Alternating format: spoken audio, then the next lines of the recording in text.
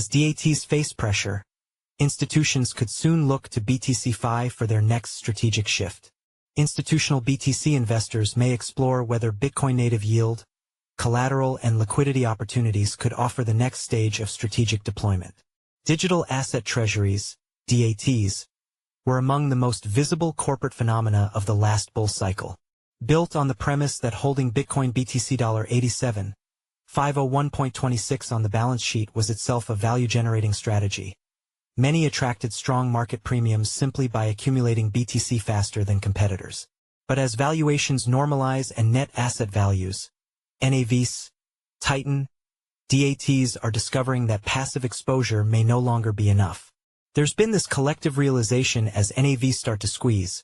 Matt Luongo, co-founder and CEO of Bitcoin finance platform Mezo, told CoinDesk in an interview, "Most of them don't actually have an edge over anyone else in buying Bitcoin.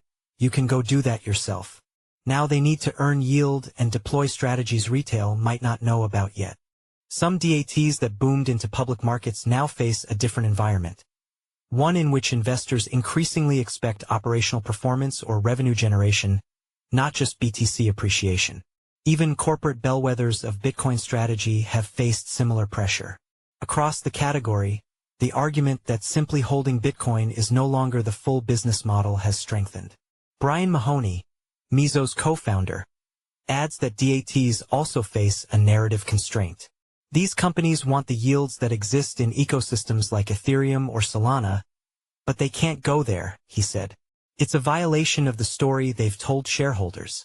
You can't claim to be a Bitcoin native treasury while earning your yield from Ether ETH $2,833.51 staking. Anchorage Digital, the federally chartered crypto bank that serves institutions from hedge funds to public companies, is seeing a shift in the kinds of questions clients are asking. If all you want is price exposure, there are plenty of ways to get that, Anchorage Digital CEO Nathan McCauley said in an emailed comment. But institutions increasingly want their Bitcoin to be productive, to earn rewards, unlock liquidity, or serve as collateral. They want infrastructure that lets them interact with the Bitcoin economy directly, securely, and in full compliance. Through Anchorage's self-custody wallet, Porto, clients lock up BTC to earn on-chain rewards or borrow against their holdings. We're enabling institutions to put Bitcoin to work without selling it, without moving into unregulated environments, and without compromising on custody, McCauley said. The growth of BTCFi, from around $200 million in total value locked last October to a peak of around $9 billion in early October, reflects rising interest, but McCauley notes it's still a drop in the bucket compared to the total Bitcoin supply. McCauley sees three categories of institutions emerging as early adopters: hedge funds and multi-strategy firms seeking directional yield, asset managers and DATs holding significant BTC reserves, and crypto-native funds that want BTCFi access without building their own infrastructure. Across these groups, he sees consistent demands: predictable economics, clear collateral mechanics, and fully explainable risk. The first offering via Porto, borrowing against BTC at a fixed rate on Mezo, fits that profile with staking to follow, he said. The next 12 to 24 months may mark a meaningful acceleration in BTCFi participation if several structural pieces fall into place.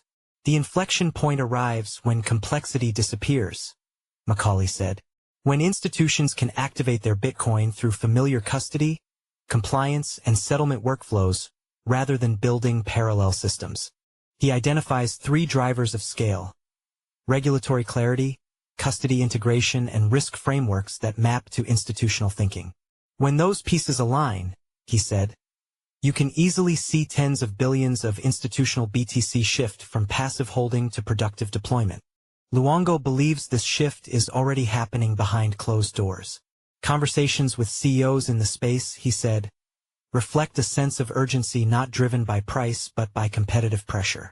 Big banks we thought would move slowly are coming in 6 to 18 months, he said. Behind the scenes, deals are happening fast.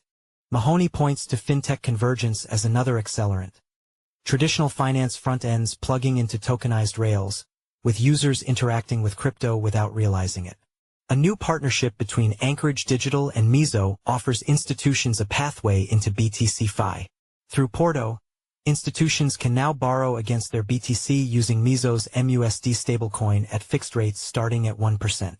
Borrowing via MUSD is live today, while VBTC rewards will roll out soon across Porto and Anchorage's broader platform.